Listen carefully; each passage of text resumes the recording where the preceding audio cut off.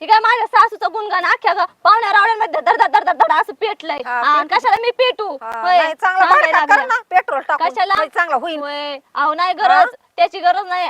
असं आपोआपच आग लागते त्याला. मला इथं सांगायला लागले पेटवायचं नाही पेटवायला लागायचं. पेटव ना चांगलं पेट्रोल टाकू टाकू हे बघा आत्या, तुम्हाला जर बोलता येत असेल तर नीट बोला, नाही तर बघा मला काय बोलू नका गडे. तुम्ही नाही बोलले तर माझं काय बंद नाही पडत. हा अगं पण नाही मग हे काम करीत जा, मला काय गरज आहे बोलायची. काय काम करत जा?